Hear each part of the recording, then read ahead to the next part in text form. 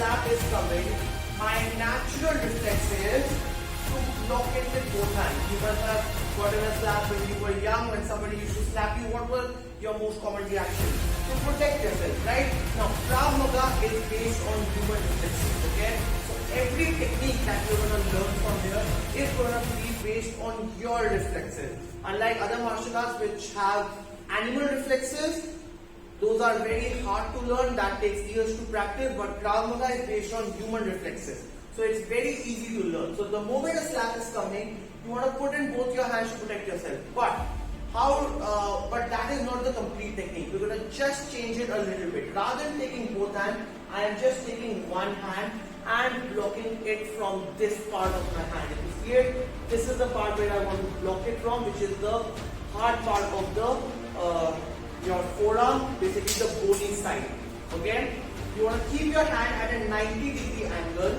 That is the angle between your forearm and your bicep has to be a 90-degree angle.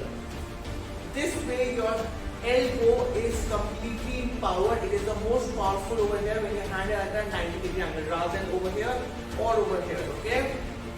You want to keep your hand at a 90-degree angle. You want to block the slap or the punch of the opponent from the wrist. Okay, it's very important that you block it from the wrist. Okay, because if I block it from the elbow or closer, his hand is automatically going to hit me on the head. Okay, so I'm going to block him from the wrist so that it stays over here. The second thing that I'm doing is, rather than my hand going over here, the other hand going over here, my other hand is going right to the face with an open hand strike.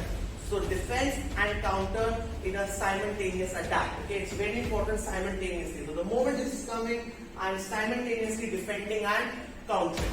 Okay. The third thing, the last thing that I'm doing is, if you watch my foot, I am going towards the slap. Okay. The moment the slap is coming, I'm going towards it. Okay. This makes sure that I have maximum power when I'm defending. It's not just a defense; it's an attack as well. So I'm maximum power when I'm defending. At the same time, I am countering with my hand. Okay, so the moment the slap comes, I am countering. But if it comes fast also, I am countering. If we does it from the other side, same thing. Now from the other side, you step from the other side, the defense comes here, attack goes over here. Okay, so it doesn't matter which hand you go from. I am defending. I am defending. You can end the fight with a third strike, which is one, I catch, I go for a knee kick, and I push him and I scan out, basically watching my back if there are more opponents or if there is someone that I can call for help. Okay, so the same thing, it goes one, catch, knee, and move out. Okay, if we go and speed a little, one more time. How to practice this technique? Okay, it's very important that you practice this technique with a partner who is approximately your same height.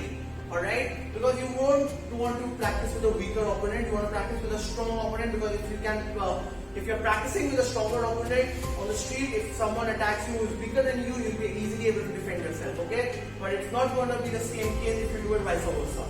Now, the first step that you want to do is, when somebody is slapping, you are just defending. Just for practice purpose, we're going to break this technique, okay? The first thing that you have to do is defend at a 90-degree angle. So you want to take your opponent to slap you from either side. He can go a little faster as well. He can go a little random. You want to defend yourself, okay? You can go fast. Alright, now the second thing that you want to do is, after you have practiced this a couple of times I mean at least 50, okay? You want to practice it good 50 times, okay? Then what you want to do is, you want to start with your footwork, okay? Before you attack, you want to get your defense perfect, okay? You want to start with your footwork. You want to step the other side. If you attack, you want to step.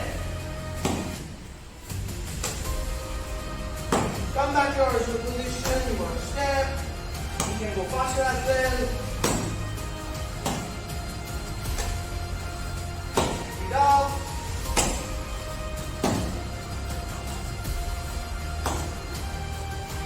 Now, When you practice your footwork as well, now this is the time for your attack. Now if you remember the technique, when he's going and hitting him on the face, but you do not want to injure your partner in training, right? So just in terms of training, what we will do is, rather than hitting the face, we will just hit the shoulder. We will tap him on the shoulder. Now this is just for training purposes. Remember, on the street it's going to be the face. It's not going to be the shoulder. It's going to be the face, okay? So right now we will just tap him on the shoulder. So go. Next side.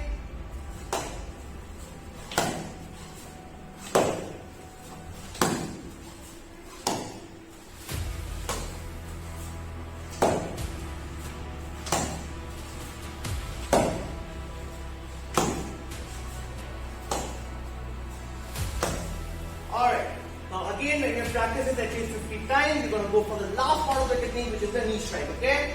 So go, 1, catch, knee, push. Again. Now make sure when you're doing the knee strike that you do not injure your partner in training, okay? You don't want to injure your partner in training, or else who's going to train with you, right? You want to practice. You want to get a partner who trains with you regularly for regular classes so that you become a better and better fighter, okay? But it's very important that you respect your training partner in training, okay? Don't go soft while on the street, but you have to go a little softer, respect your partner, respect its safety in the training process, okay? Go. You can start in this training by keeping your guard up a little. Deal with him, push him down. Deal with him, push him out. When you're comfortable with this, you can tell your partner to go a little harder as well. Go hard. You can tell your partner to go faster as well. Go fast.